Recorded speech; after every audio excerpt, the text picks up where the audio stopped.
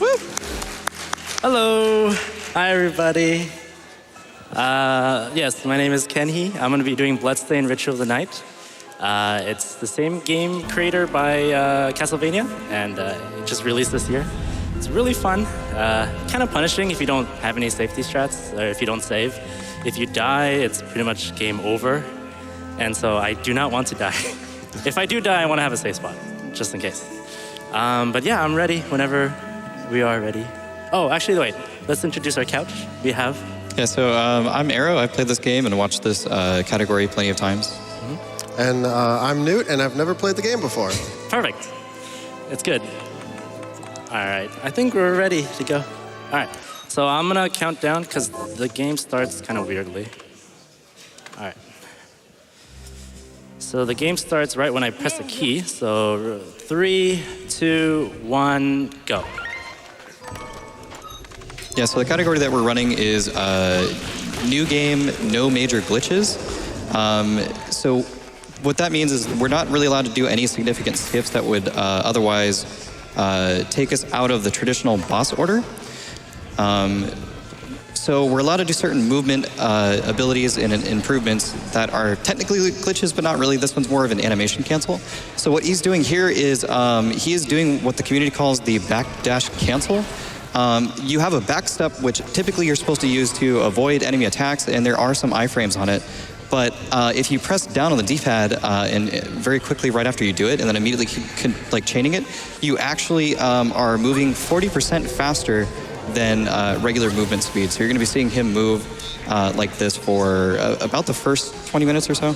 Yeah, later on we'll have like another movement after you've defeated one of the bosses, which kind of helps with the backdash and cancel and repetitiveness, but majority of the time this is going to be the main movement that we're going to be using. It's actually one of my preferred movements in the run. So what's kind of interesting about the chest that he's picking up here is he's picking up all these blue chests which have certain items that are in them and other items that we're going to be selling later. What we're looking for is, in these chests we're looking for cotton, which he's already got one previously, because we need to craft an item later. Every chest has about 4 items, and there's a random distribution of which one you're going to get right when you open it. Yeah, there's a pretty big reset point in this area. Typically, if you don't have a con for the first 3 chests, you pretty much just reset and then do it again. For marathon safety, I would have grabbed an extra chest below the boss room to ensure that we have enough money to buy cotton if we have to. But since we have a cotton already, we don't have to actually get that chest. But I'm still going to do it just because it gives you extra money for the run, which is actually quite crucial. So he just did a trick here. We call that jump storage, where you do a Rekka twice, and then if you don't jump, you actually can jump mid-air. Normally, you don't have the ability to double jump until you get an item later in the game. And hit that save room real fast. Oh, yeah. I always... he actually is very incredibly consistent with this boss, so there's no real need to, but we're just going to do this out of safety reasons. Don't jinx it. Yep. You're not a speedrunner if you save, so it's weird that I'm saving. This is more for the audience because if you die in speedrun mode, it completely kicks you out and you have to restart the run.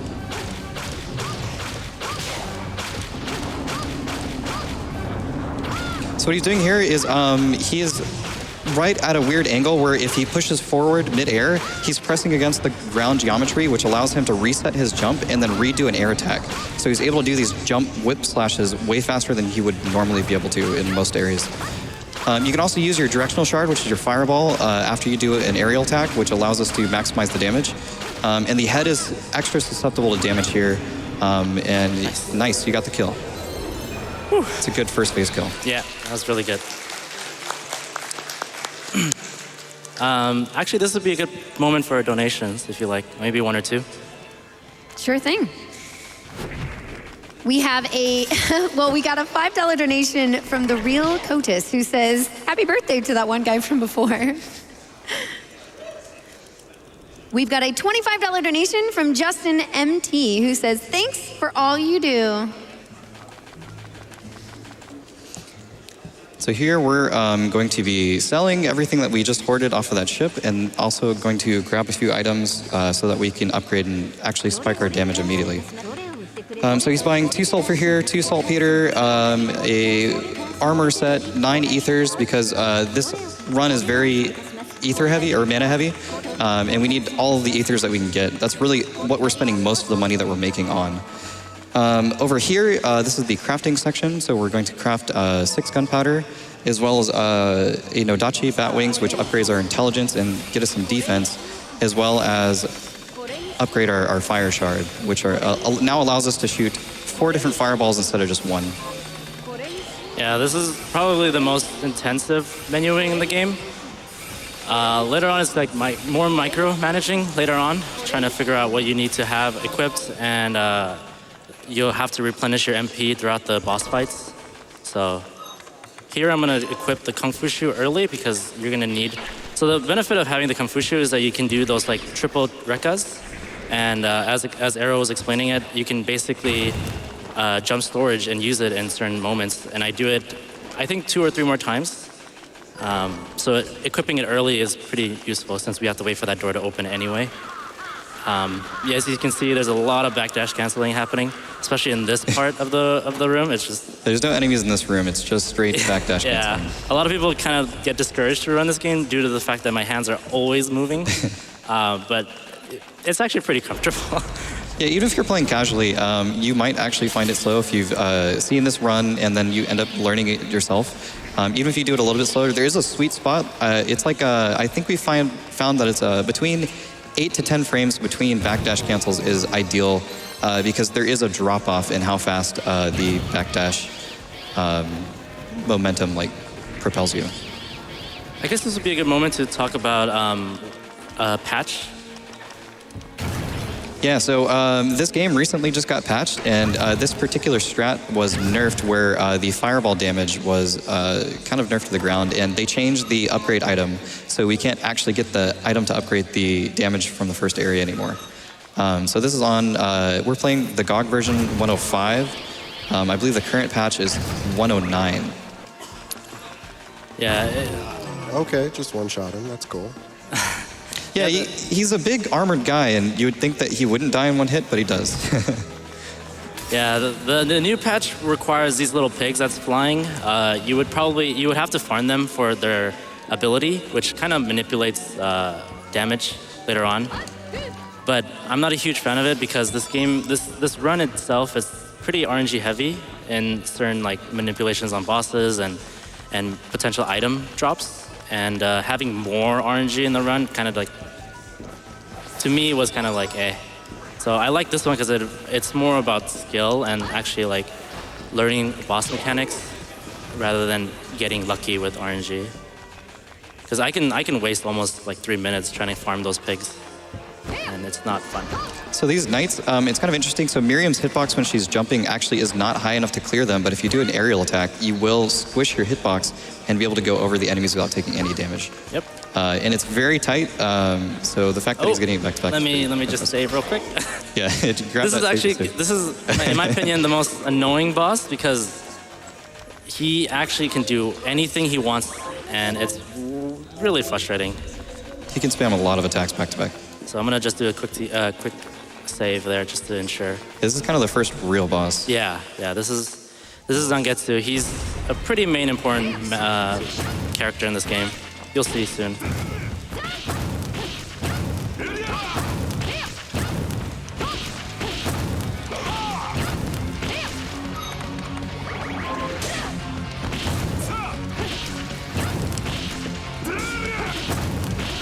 Nice. Okay. Good fight. Yeah, that was good.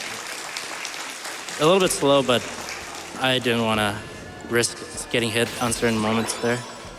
So that was pretty good. Seemed pretty quick to me. Yeah. So just picking up some extra money here from this guy.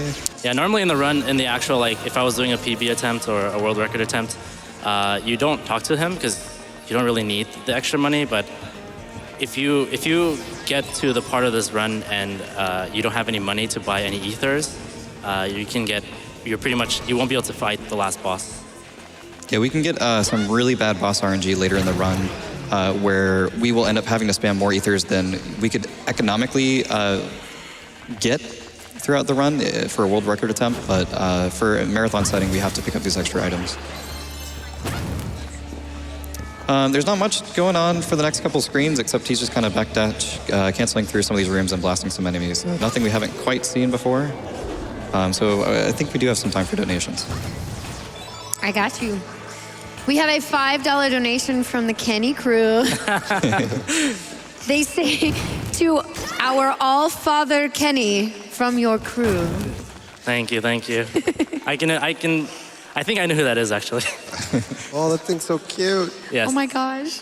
There's a lot of references in this game that's actually really interesting. If you notice, some rooms have like portraits, and from what I heard, those portraits are actually drawings of people that kind of funded the game. Because this game originally was on Kickstarter, and it raised, I think, like over $1 million to get the game up and running. And the big contributors basically got kind of like a recognition by having their pictures in the game. But what's funny is one of them is a cat. So it's kind of like, did that cat really donate that much money? So Kenhie has some interesting luck here where he can almost get this boss to stay in place if he... there's nothing that you can intentionally do, but just really good RNG where he keeps him back and forth flipping, and he doesn't actually do any move that would shorten this boss fight, or lengthen this boss fight, rather. So that was great. That was good. That was a really good fight. That never happens to anybody else for some reason. I know. I don't know why it happens so frequently with me. I think it's just the way I move after I hit him. It's just the reason why he kind of behaves that way. I'm personally convinced that, so most people are using the Nodachi, which is a sword that we crafted in the beginning. He doesn't switch to that till later, so being with the tighter hitbox, or the hurtbox that you have with the kick, he may just end up being closer to the enemy, and there's some kind of weird manipulation happening, but we don't know for sure. Yeah, it's... Lots more research needs to be done. It's a little bit interesting. People always ask me, how do you get that? I'm like, I have no idea. People come in chat and like, I can't explain it. I just do it. It's not in any of the guides that we have on the Discord and online. All right. So the reason why we needed to fight the boss is because we need to get rid of this little pillar. Yeah, so you didn't get to see it, but he does actually pick up things, and that's supposed to be kind of the indicator that, hey, you know, when you see this item later in the level, you need to find a boss that can pick that up and move it. Yeah, the nicest part about this game, for anybody that's interested in playing it, is that what you see on what I'm doing right now is not the only solution to every puzzle. The nice part about this game is that there's like at least 2 or 3 different solutions to progress in this game. And what you think is the correct way, it is considered a correct way, but there's also other options. And it's really cool because you get to customize, because there's so many skills and spells and weapons in this game to customize that it really like lets you play around and see what is the best thing possible. It's always interesting talking about casual playthroughs with people because everyone's using different shards and different weapons. Everyone seems to be going the shard route and not the melee weapons because those are honestly pretty terrible in this game. Yeah. So right now we're actually this is one of the RNG moments that we're gonna be encountering right here. So we're opening up these little like silver chests, and specific ones will drop specific ones. But the ones that we're looking for is rubies. And the reason why we need rubies so much is because we need to craft 3 items. One of them is a duplicate, which is the fire ring, and it's going to increase our fire input by almost 20%. So 2 of them would literally give us 40% increase. And since the main ability that we're going to be using throughout the whole run is fire, it's pretty nice to have. But I have backup strats in case I don't get it, because it is RNG based.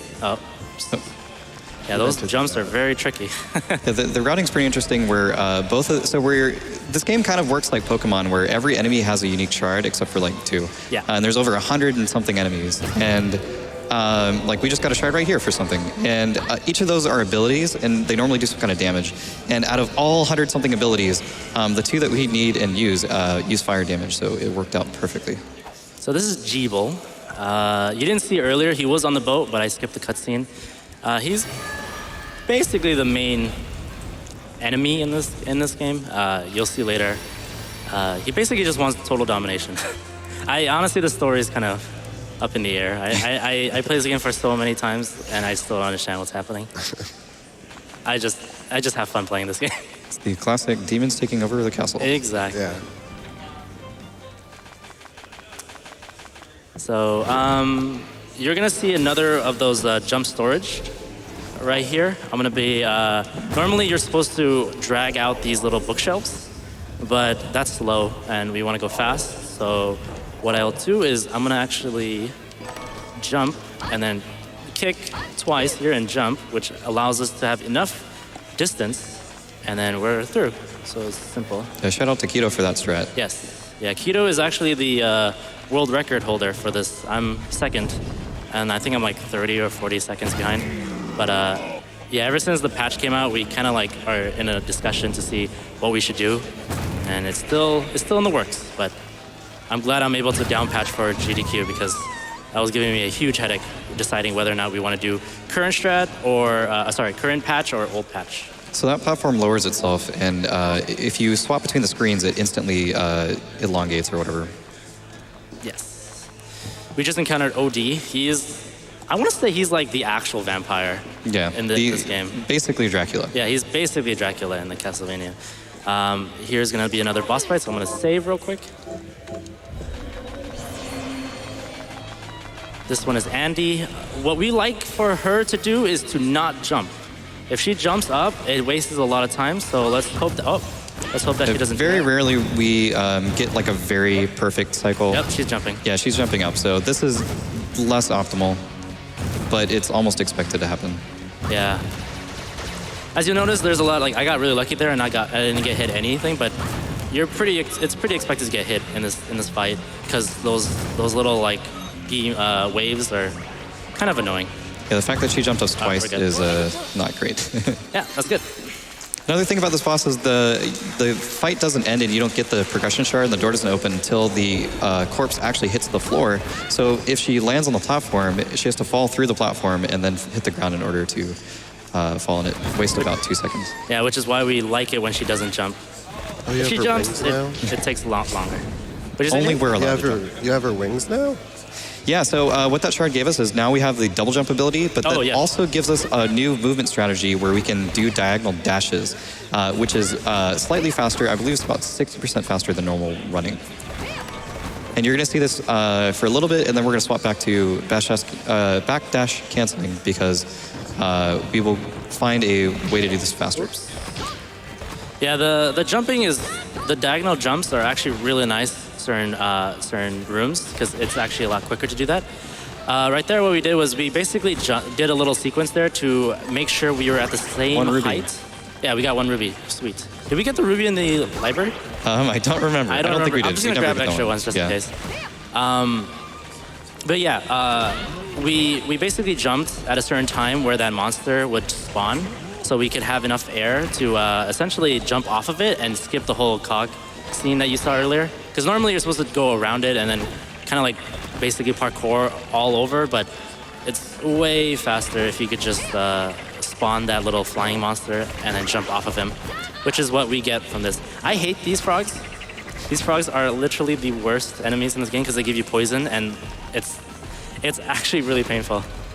Yeah, so the way that poison works in this game is you're basically poisoned until you hit a safe spot or if you use something that will mitigate the poison. So he's going to keep taking damage until he gets down to 1 health. It won't kill him, but he'll stay at 1 health. It just makes this a lot more risky, but we got to go fast. Yes, we got good RNG there. That painting can actually go in or spawn 2 different ways. And we got the good one, because normally it would hit me and would lose some time. Okay, we got no ruby there. I think we only got 1 ruby. Yeah, I'm gonna hope that this one does. Nope. Nope, okay. I'm gonna just check real quick. Oh, we have 2 rubies. Oh, we do, okay. We did get 1 earlier. Nice, all right. Great. If we didn't pick up a second ruby there, what we can do is there is a quick load, and it loads the current room. And we would just basically just keep quick loading. What you just saw there was the gear clip. That's actually something that a lot of people see casually. Normally you go, or you're supposed to go right around the room and zigzag through. But what happens is if you literally just stand there, the gear will press you into the wall and you become I guess out of bounds a little bit and you fall right through the gear. Saves us all 10 seconds. Yeah. You'll notice that whenever I do these diagonal jumps, I'll backdash right after. Sometimes if you jump from too high of a distance, Miriam will actually stagger. So in order for you to cancel that stagger, you can either backdash or just dash, crouch dash in a sense. So this is Valak. This is one of the more aggressive bosses to be able to one-phase. What he's got to do here is he's got to land these fireballs perfectly, which involves proper positioning, and then also he's got to space this out. So you can keep spamming these fireballs faster than the game will actually calculate the damage, because you have to wait for these damage numbers to fade before the game will allow you to retake damage with that same fireball. And I believe he's got to put out at least 15 or 16 here. Yeah, it's as long as you get enough damage before they what I call kiss, it's good. If you see that animation where she's like, when they're like basically touching mouths, I guess right here. Oh, we didn't make it, so we didn't get the first cycle here. Yeah. Unfortunate. I don't think I had enough ethers. I think I used too many ethers earlier, which is not a big deal. We're actually not that far away from one cycling, so this is what I'm talking about. If you see that early, like if instead of them like basically doing that little attack earlier and then go straight into that little animation, then it would have been a one cycle, easy. It's still technically a one cycle because normally this boss fight will wrap around the whole tower like 4 or 5 times, and that's really slow. So what we're doing here is we're just chilling out. Yeah. You know, there's not really much we can do, and there's no reason to burn the mana or ethers. There's a really nice hitbox.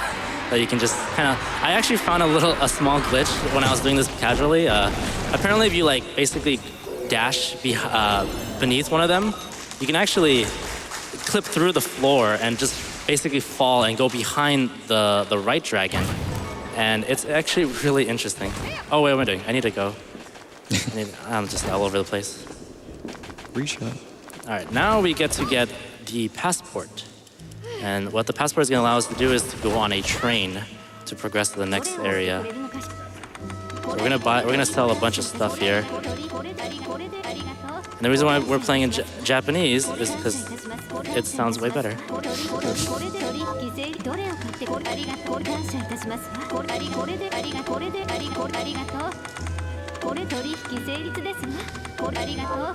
right, that's good.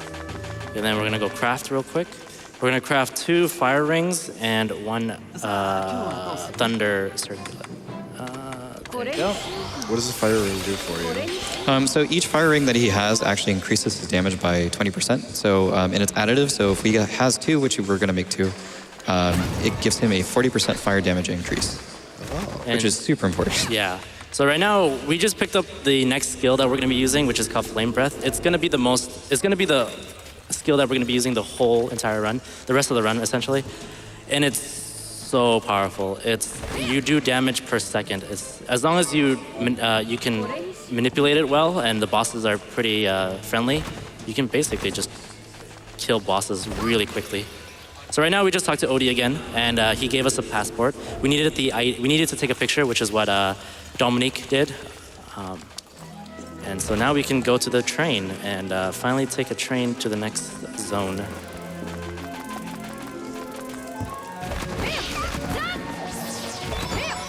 As you can see, diagonal jumping is actually really nice for some rooms. There's some very nice sweet spots where if you get the angle right, you can kind of zip right through all the geometry and get across many rooms. So what he's doing here is he's setting up his inventory to put on the flame rings. He's also swapping over his different shards. And you have a shortcut menu where he's going to basically have a travel mode and a damage mode. And so the travel mode, what he did was he picked up a moon belt. And what that does is it actually extends the distance in which you backstep. But the way that the game translates that is you backstep faster in the initial burst of momentum. So now we're back to backdash canceling. Yeah, which is the very movement-heavy one. It's really quick now. Yeah. I personally like backdash canceling a lot more than I do kicking or jumping, because the jump is kind of inconsistent in my opinion. So this whole train section is pretty notorious in the speedrunning community because what's happening here is Zangetsu is following you as an AI, and there are actual progression moments here where he has to open up a door and you cannot do anything unless he opens the door for you and pops up a chain. So his AI is really...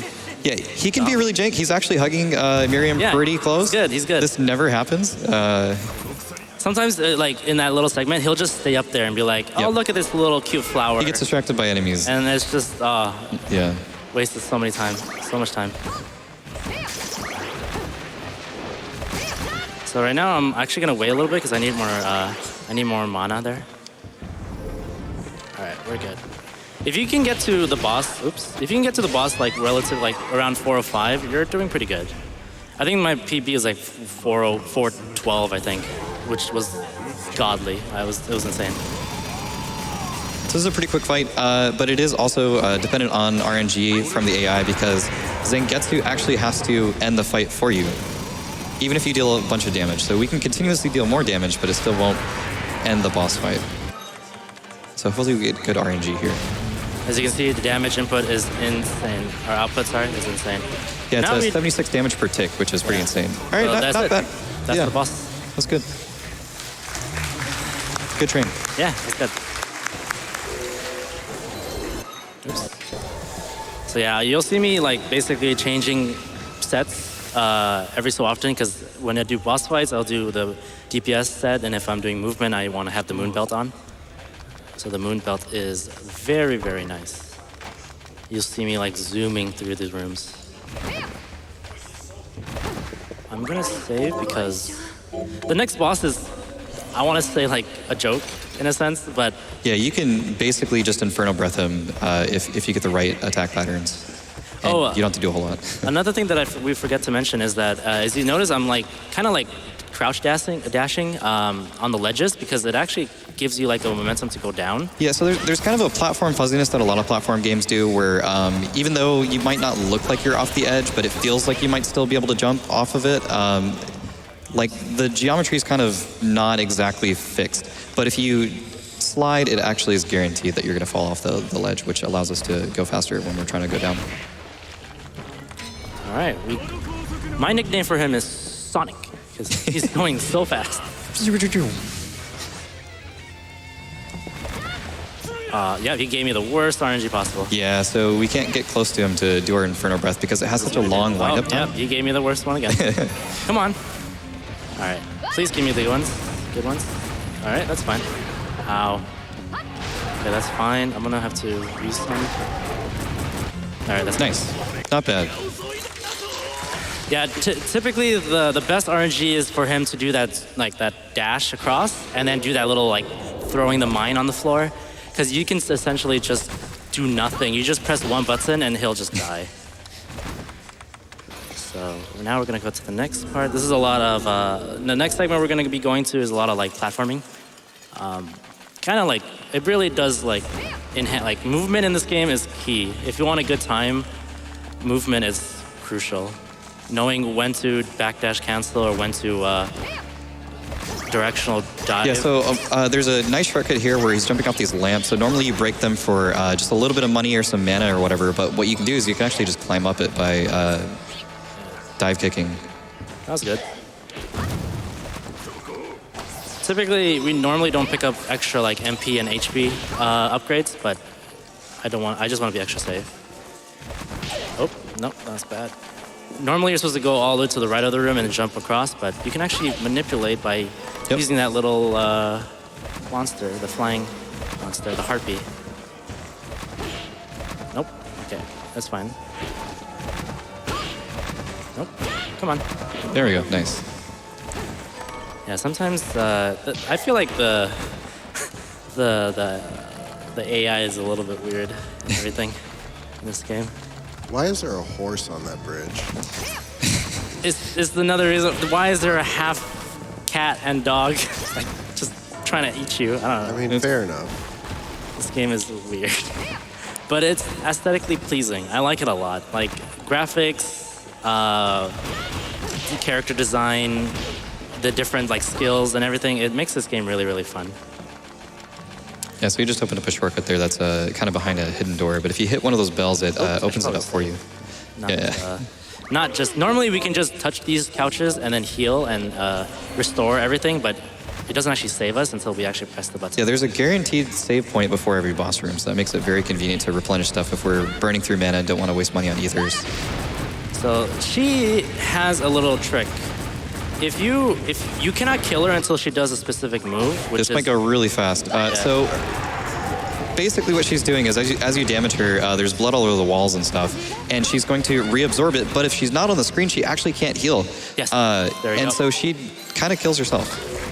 Yeah, you can't actually kill her until she does the move because she's basically showing you the next step in the game, like where to go next. But they fixed it in the patch, so that's why we can't do that in the current patch. The current patch doesn't have that strat, so you do have to continuously damage her after, because she'll heal off screen now.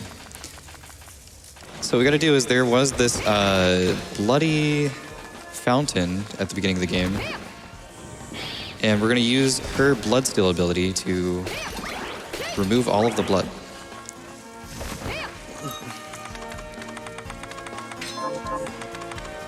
Oops. So this is kind of an example of there's some mandatory progression shards in the game. So this one is given to us by a boss. And there's another shard later that is mandatory progression based, but it is RNG. Like, you have to kill a specific random trash mob in order to progress farther in the game. RNG, I love it. I'm actually going to be doing something interesting with that, so I'll explain later as we get there. And there is a known sound glitch in this game. If you go a bit too fast, I don't know actually the trigger to it, but if you go a little bit too fast, or maybe you did something a little bit weird, there is gonna be like a sound, like basically waves crashing in your ear, and it will not go away. That's really good RNG on the chest. I got a crystal and a platinum. That's really good. I thought you meant the waves were good RNG. That doesn't sound pleasant You guys, at all. yes. I've never seen a GDQ with good RNG, so I'm actually very surprised there. Yeah, overall, this run is going great. Yeah, hopefully I don't. Ooh, no jinx. No. All right, we're good. All right, so I'm gonna be donating $10 for every fail attempt I get at this, because it can get pretty crazy. Yeah, so this enemy has a 10% chance of dropping the shard that we need in order to actually swim through the water. So Miriam cannot, she floats on water. And, yes. Wow. I think that was 4? Yeah, we'll say 4. Yeah. That was actually pretty quick, because normally... Yeah, normally that never happens, because again, 10% chance. Yeah. We've seen it actually take up to 2 minutes one time. Come on, stop touching me. All right. Yeah, that thing... It can never spawn sometimes, and you can waste almost 4 minutes. I've had attempts where I had to wait like almost 30 tries to get it, and it's really frustrating. So earlier in testing this week, I believe it took us at least 10 tries to get that try. So I will be donating $40 for that. Oh, the horse is underwater now. Yep, there's horses everywhere. All right. These things are in a cycle. If you go fast enough, you can actually skip some. I unfortunately did not go fast enough.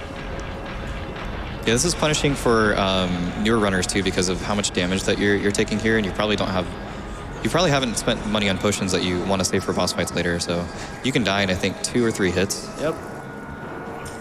And that'll just completely end the run. Basically, what you're hearing right now, that's the sound that will continuously play if the sound glitch happens. And there's actually a known, like, if it's a known thing, but like people have speculated, like if you hit that noise, then you'll PB in your attempt. Yeah, so that last room was awesome because that moving sand, if you backstep dash over it, it's pulling you towards one direction of the room. That's probably the fastest that we're going in this entire run. Other than we're just like flying through the air. That's pretty good roll too. That was good RNG. All right. So now, as a casual playthrough, I want to say this is probably the hardest boss. Yeah, I have the hardest with this boss. Because he does a lot of damage. And he's really random. He's super, super random. Oh, Miriam's just glitching out right there. She's dancing. Oh, okay, I got poison. Oh, immediately poison. Nice, okay. Just a little pressure. Yeah. So normally you're not allowed to move while you're doing this ability, but because you can at least still jump, you can actually move while you're jumping. Yeah, so you can only move in the air horizontally, but you can on the ground. But one way to get around Did I not get that? Oh, I didn't get it. Okay, it's fine. We can do this. That means I have to do a backup shot later. This is fine. All right, that's fine. Cool. Pretty good, Alfred. I'm going to have to go to the shop one more time. Normally, I would just keep going to the next boss. Actually, no, I have to go to the shop anyway. Actually, this is perfect. What am I talking about? It's actually... Yeah, so we have to... this area would have been locked off until we beat Alfred. All right, we're good. And this just allows us to, I don't think we actually use this in the run, but it would normally, in a casual playthrough, there's a section where you want to use abilities on the ground in the water, and this lets you stand and use other shards other than the aqua shard. Buy three more of these. So money management and everything is pretty important in this game because, like I said earlier, you cannot fight the last boss unless you have like a certain amount of ethers and potions. So if you don't have that much, your run is pretty much dead. So that's why I'm doing backup strats, picking up extra items, extra money, just to ensure that I can get a safe run later. Because you can technically do it really, like we've pretty much optimized this so much that like you're picking up very little. Like you're not picking up anything half the time, but you have to play really, really well. I think maybe we'll have some time for a couple donations. Yeah, I think this is good.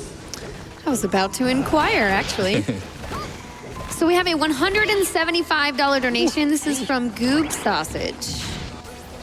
Nice. It says, this is Goob Sausage from the Bloodstained community. Hey. I'm donating the amount of money I pledged toward Bloodstained's Kickstarter campaign and hope other Bloodstained fans who are listening are able to do the same. Shoutouts to Mike McDaniel for all the time and work he put into the Bloodstained community.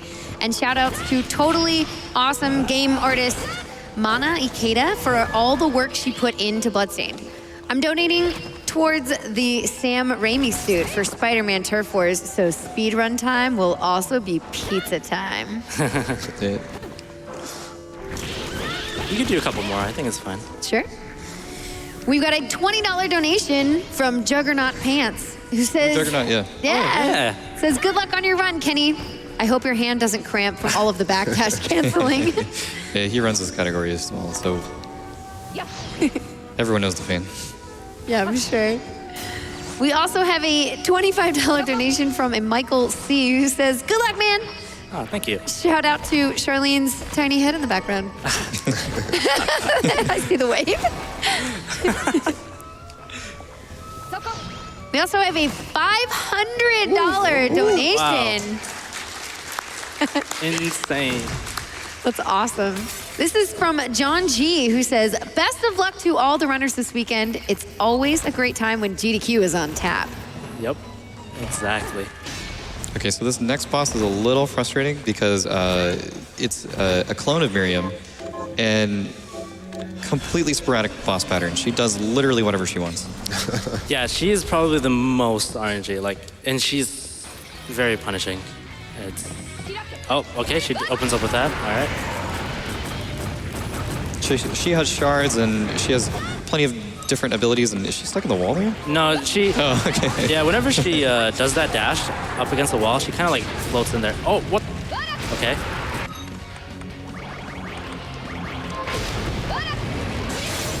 Oh, well.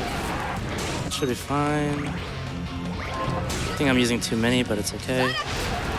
Okay. And Doppelganger's gonna be Doppelganger. Yeah.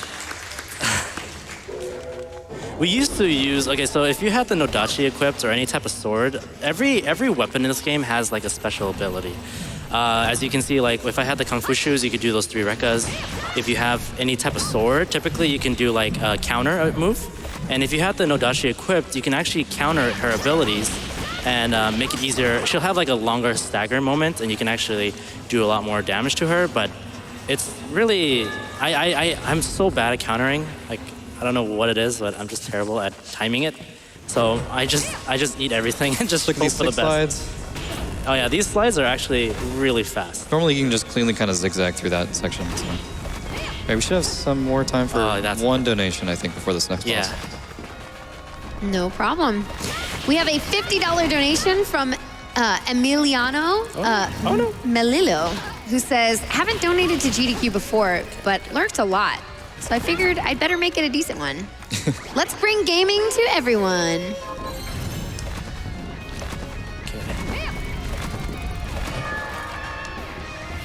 There's a lot of caves under here.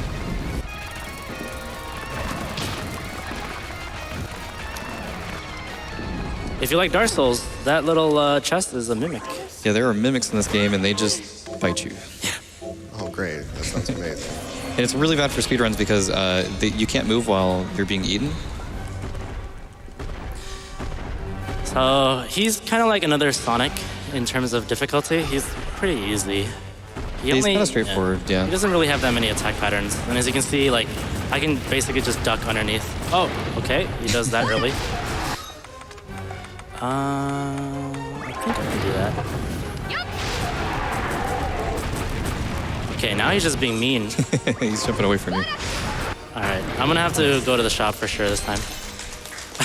Normally he never does that, so I guess he knows he's on the spotlight right now.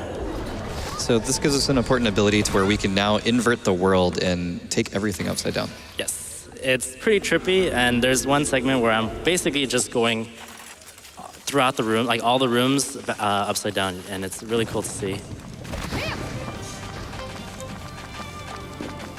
There's a few sections in the game where being upside down is actually faster, but you'll see that later in the run. So the reason why we needed that invertibility is there's a particular item at the very top of the tower where we fought Valak. You can blindly kind of get this and actually land faster and save just a few seconds, and he basically landed it there. Yeah. There's an armor plate that we need to pick up in order to avoid any sort of sharp damage. So I'm gonna do an extra shop here just to make sure I have everything. I think that should be good. I did a practice run where I died to Zang too, so I don't want to make that same mistake. Oh, I'm going.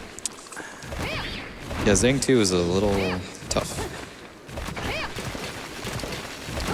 I think we should have some time for donation. Mm-hmm. Yeah. I can do that. Can I ask a quick question? Yeah, absolutely. I'm curious about the people in the paintings. Yeah. Do they have significance in the game, like developers and things like that? From what I heard, I'm not sure this is actually true, but I think they're the people that donated the most to the Kickstarter Foundation. Yeah, they had a Kickstarter goal to donate for the paintings, and I think it was like $750 or something crazy like that. Oh, wow, that's cool. And I think they had an artist like theme the picture that you wanted, so that way it looked more painter-like. And there's a lot of cats. Yeah, there's a lot of cat paintings. I'm assuming the people that donated wanted their cat instead of themselves on the portrait, Awesome. which I think that was really cool. Cool. Okay, I just wanted to ask. I was super curious. Yeah, no problem. Well, you saw earlier, so the reason why we needed the Aegis plate is so we can get to that segment, because there's a lot of spikes. You can brute force it. Like I said, like I mentioned earlier, there's a lot of ways to do this game. Yeah, so in the New Game Plus version, they don't even bother getting the plate because it's too slow, and they're moving so fast. There's a shard where you can go super fast, and you can just potion through the damage. So this is one of the sections that's really easy when you're inverted. This room is kind of a chaotic teleporting nightmare. This section, this screen is also a lot faster, inverted. Come on. Okay. And look, another cat. Yay. But this time upside down. Super adorable. Yeah, when I first learned how to do this upside down, it threw me off so hard. I'm just like, I don't understand. Yeah, you can avoid all these ninjas, everything in this. And they're Naruto fans, as you can hear. Just doing Naruto fire jutsus. All right, we should be good. I'm gonna invert here. I forgot to do that. I'm low, but There's a save room up ahead, so we're pretty close. I'm gonna save some potions. Yeah, he's fairly safe here. There's no more enemies, so pretty. Oh yes. Oh, Cypress, nice. There's a chance that I can drop soy sauce, and it's actually the worst drop. It's like 10 gold instead of like the regular 100 gold that you can get. So getting a Cypress is actually really nice. All right, so Zang, let's do this. Okay.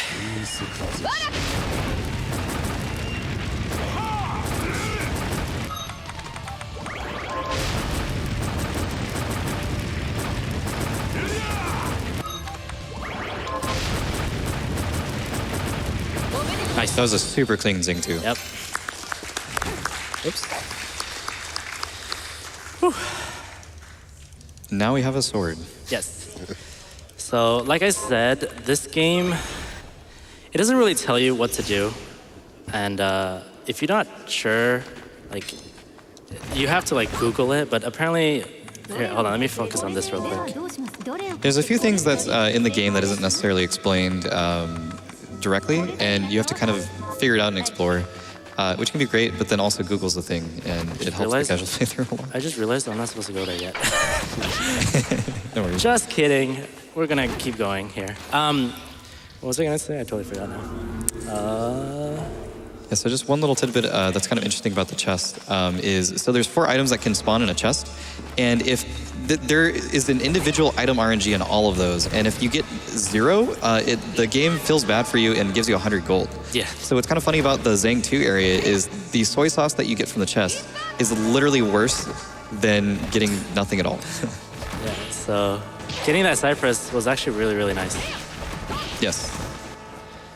Oh yeah, so the thing I was mentioning is that if you don't know what basically Zangetsu means, it's to slice the moon, or at least that's what the Japanese lore is. So if you don't know what that means, you're really lost to what you're supposed to do next. Because right now we're fighting the next boss, which is Jibol. And I don't want to spoil it just yet. I want to wait till we get there. But if you do something, you actually will get a game over instead of progressing in the game. I'll explain it to once we get closer to it. And casually, I know so many people. Dude, I did it so many times that I was like, why am I game overing? I don't understand. And you can accidentally game over in the speedrun too, just by doing too much damage. So I'm gonna save just in case. Yeah, just in case you do too much damage. But yeah, during my first casual playthrough, I was just like, man, that's it. That's the whole game. and then all of a sudden it said game over. I'm just like, wait, that doesn't seem right. And then yeah, for a lot of the bosses here,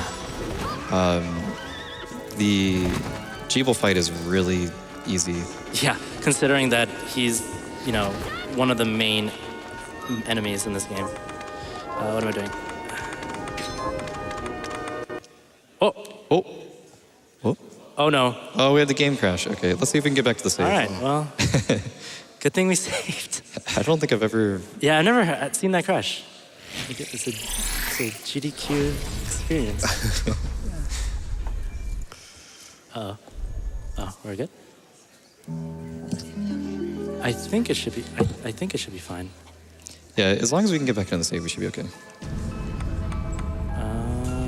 Extra mode. Okay, let's hope that doesn't happen again. Okay, cool. Yeah, we're back. We're back.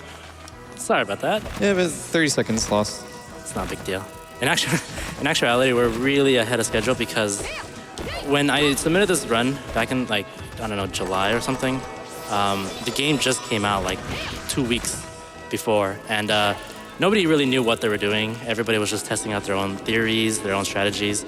And the best time at the time was about 1 hour and 20, I want to say an hour and 5 minutes. But since then, this game has progressed a lot, and now we can bring it down to almost 52 minutes, world record's 52 minutes. So we're still ahead of schedule. So we don't want to do too much damage to Jibol, because if you kill him in this boss screen, you get a game over. Uh-oh. I'm crashed. Oh, there you go. Oh, no, okay. Interesting. Okay, all right. We're seeing some new stuff here. So yeah, we have to, so as you see, we have to slash the moon because, plot twist, Jibol is actually not horrible. He was just being possessed. Yeah, being possessed, and we finally sliced the moon, which was the demon that was possessing Jibol. But in return of doing that and freeing him, he still dies.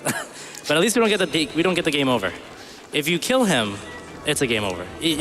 It doesn't look like a game over. It looks like you actually completed the game, but then all of a sudden... Yeah, the game trolls you for a little bit. Where you get a section of dialogue, and then they're like, well, we didn't save the castle, and then it just has a game over screen after that. It threw me off so hard. I was like, is that it? I was like, that's the game? What? But now there's a little bit more game. All right, so we went out of our way to grab this little chest because it contains ultimate healing item. And like I said earlier, we cannot progress until... we cannot beat the boss unless we have all the necessary ethers. Yeah, so we can't actually deal enough damage with just ethers and high ethers alone. So the game only lets you carry up to 9 of each. So we have to craft EX ethers in order to fully have enough mana to use this strat and bring it to the final boss. What I'm gonna do is... This is the interesting part because... yeah, this is kind of where it all comes together. Because, okay, so the next boss fight, in a casual playthrough, you don't know what he does, but one of the things that he does is that he will actually absorb your money, and his money is essentially his life. So if you come into the fight with like, let's say 5,000 gold, he was gonna have 5,000 HP, and it's pretty brutal, especially if it's your first playthrough, because you're not exactly sure what the heck is happening. Where am I going here? I'm going the wrong way. And we should have some time for donations until we get this to is the next fine. boss. We can do some donations. Hello, that's okay with me. First of all, I want to remind you guys of the Marvel's Spider-Man Ultimate Mode incentive that is still going on. Since that's coming up in a few hours, just want to remind you all that it is currently $580 out of the $2,500 for the incentive to be met. So make sure you get your donations in for that as we go along, as well as any other bid wars coming up, like the Crash Team Racing character choice and so on. We also have a $25 donation. This is from Code Alpha, who says, I'm so stoked to be able to attend an event in person. Thank you guys for all you do. Good luck in the runs. All right, so we slashed the moon again, got a portal. Now we're in the den of Behemoth. Essentially, everything is just magnified. Everything's huge, we're tiny, and now we get the reveal that Alfred dies. But what I want chat to do, if possible, is that I'm gonna count 1, 2, 3, and if you can, say chicken, if possible. So ready? 1, 2, 3. Perfect. Because in Japanese, he says Alfredo. So I figured chicken Alfredo was perfect. We love the Japanese version. Yes. In fact, later I'm gonna have chat do something as well, and I do that also with my chat because it's really, really fun, and I just love the voice acting in this game.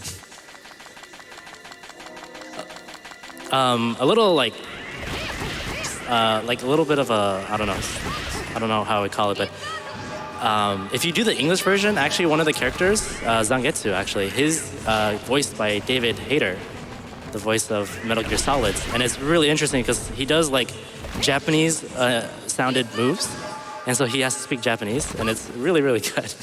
I'm actually very surprised. He has an amazing voice. Oops.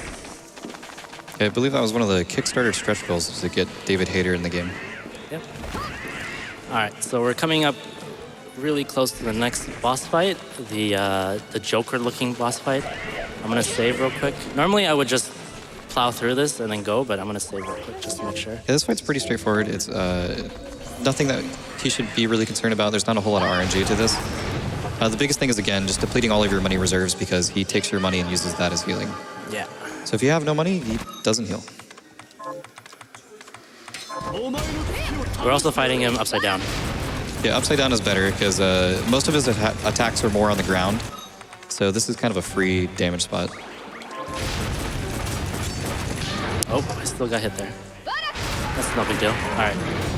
So right here, he's gonna basically steal all my money. But since we don't have any money, he has 2 HP right there, 26 HP right there. And we'll just have to slash him one more time and we'll defeat him. Perfect.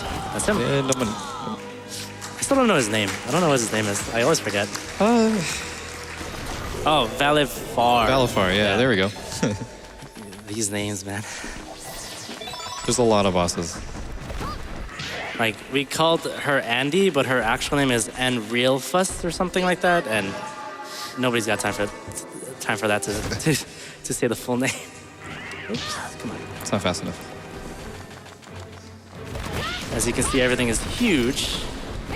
Does that mean there's going to be giant cats? Yes. Yes. All right, we're almost there. Spoiler, I lied. There's no giant cats. Oh, never mind, I'm leaving. If you want to do some cutscenes, donations, you can I mean, I can try to do cutscenes, but Yeah, I don't if know you if can. I... Just like act it out off camera. Ooh, that's a really good RNG. Yes. Chat won't be able to see, but you know, everybody here can. All right.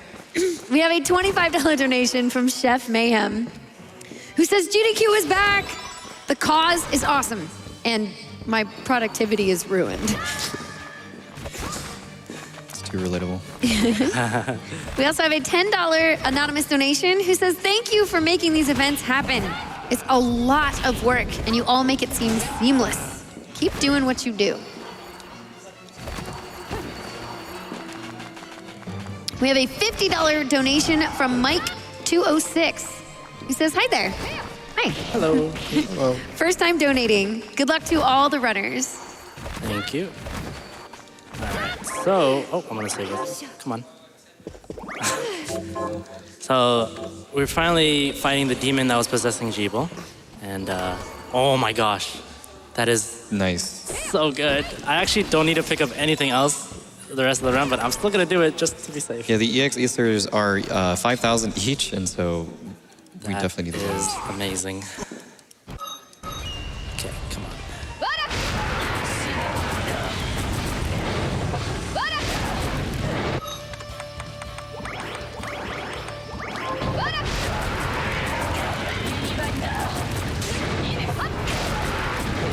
Okay. So this boss actually has 2 phases. We're about to enter the second phase. The trickiest part about this fight is these hands, mostly because you have to invert yourself, and these little discs could be in a weird position where you can't really avoid damage. I'm gonna do that. I'm gonna heal her just to be safe. So in phase 2, she does this little laser beam where you have to kind of follow it around to make sure that you don't get hit by it. But we can kind of, depending on how many potions you have, we can just take it.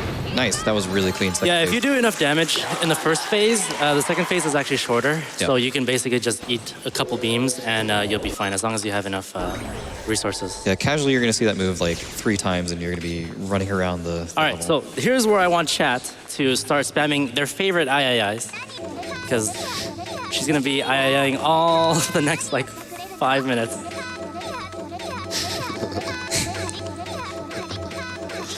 We actually have a... Yes, I want to see all those IIIs because There is a $25 donation from the Kenhie family. Oh, yeah, yeah. That Okay. says...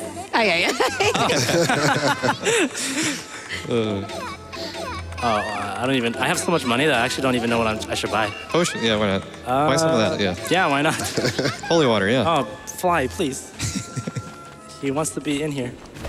All right, so typically you're supposed to craft another one, but since we have so much money, we can actually just buy it and don't have to worry about that.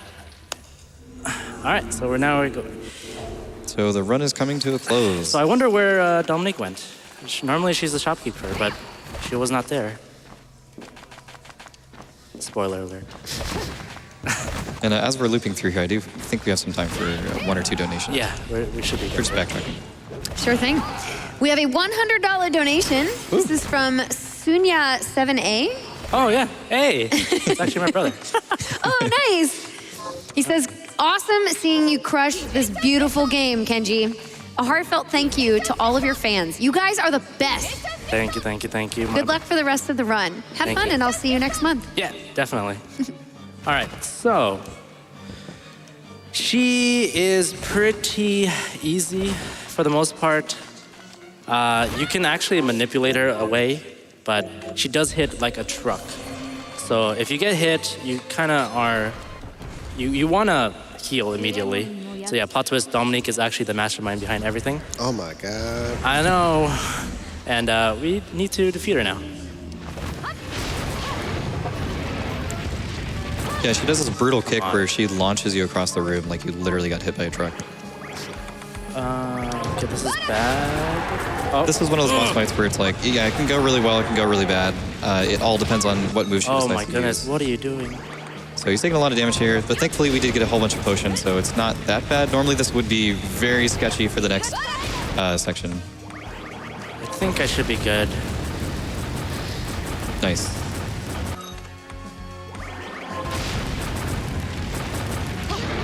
She's being really mean right now. You can actually dodge those whips if you angle them correctly, but she's just being really... She's being a bully right now. Really low. Hopefully... Oh. Ooh. Yeah, I have to. Yeah, so this last phase is going to be pretty difficult now that we only have 2 EXEs Hopefully here. she dies right now. Okay. Yeah. All right, so that's first phase. Now, second phase is... There's going to be 3 heads. each head has like a different timing in terms of how fast you can kill it. So we really want the good head RNG. The good head RNG is crucial. We want this head right here, the red one. Yeah, so the different heads have different hitboxes, and some of them are bigger than others, and the red one is the best one. Or the weird human one. I guess there's 2 red ones. Yeah. Yes. Oh, there's a got cat. it. Nice.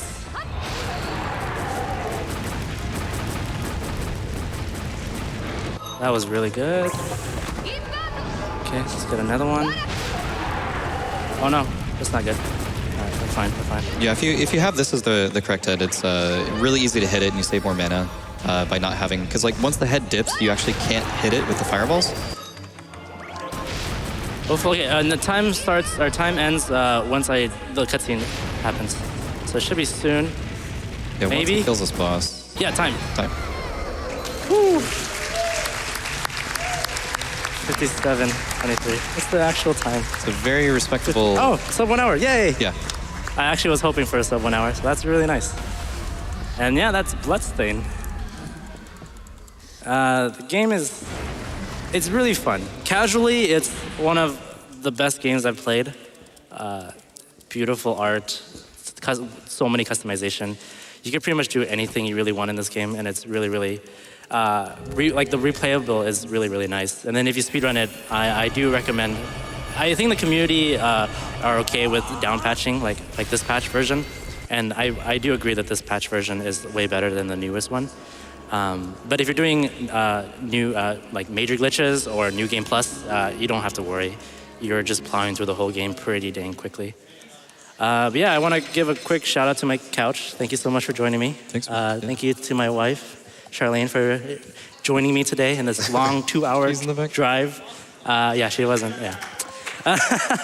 And thank you, Bloodstained community, for helping me learn this game and doing all the research for me, because I'm terrible at research. I'm just a player. I don't know anything about it. And thank you, GDQ, for having me. I really appreciate it. Thank you.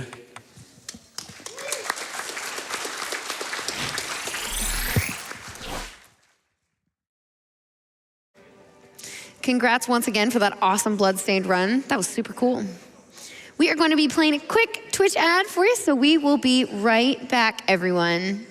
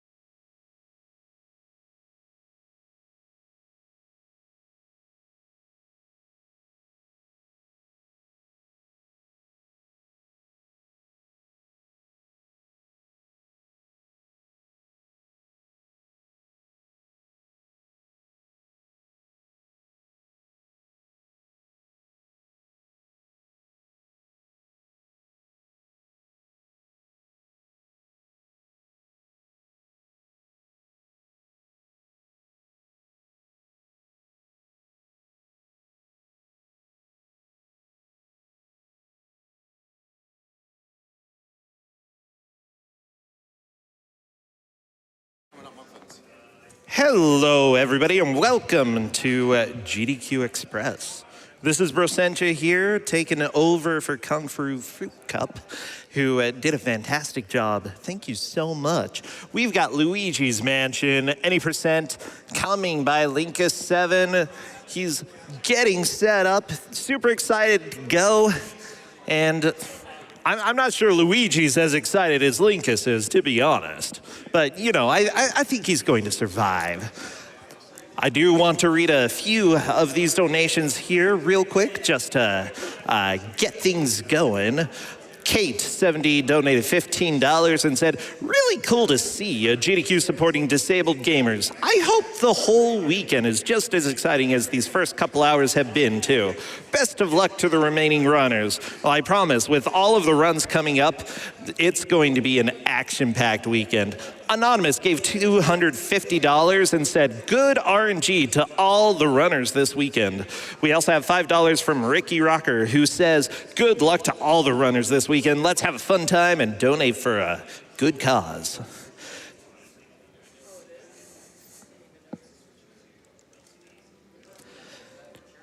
So you know, we are currently having donations for able gamers. There are millions of people with disabilities who can't play video games without expensive, specialized equipment. The Able Gamers charity helps gamers with disabilities by providing that equipment free of charge. Their mission is to create opportunities that enable play in order to combat social isolation, foster inclusive communities, and improve the quality of life for people with disabilities. All of your donations are appreciated. Even if they're not read on the air, we are still extremely excited and happy to be receiving them.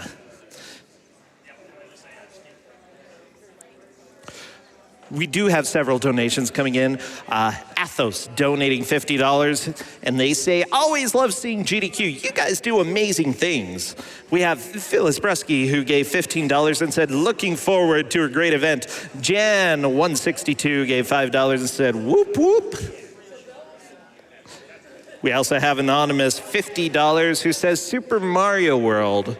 And I'm a little bit confused about that because I don't see it in one of the next few games, but you know, Super Mario World is a great game. So yeah, Super Mario World.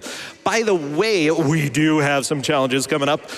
One of the next bid wars here, or challenges specifically that people are donating for, is Marvel's Spider-Man Ultimate Mode. We have $580 out of that $2,500 that's needed for that. I know Jay Hobbs is out there getting his hands ready. He's been doing some hand stretches, trying to shoot spider webs out of his wrist. It didn't work that well, but you know, I want to see him run this Ultimate Mode. So please get those donations in. We only have a couple runs until we get there, so let's keep pushing. Remember as well, we have the bonus game, Super Ryu World 2, 100%. We're at $979.50 out of the $10,000 needed for that. The Marvel Spider-Man is coming a lot sooner, though, so make sure that if you want to see that, you get your donations in. At this point, also, for Crash Team Racing, which is coming after Luigi's Mansion, we have a bid war going on. Spyro is winning at $175 as the character choice. Dingo Dial right after with $20. And I see the rest of them are sitting at $0. They're so lonely. They want your love. So if you love them and you happen to be able to, go ahead and send some donations in. We also have Marvel's Spider-Man costume choice. Raimi Era is sitting at $420, Iron Spider $300, and Vintage at $30. Finally, Devil May Cry 3 costume choice. We've got Shirtless Dante winning with $185. Default at $25, DMC 1 Dante at $0. There's some other options there as well. Go check out the site. It would be fantastic.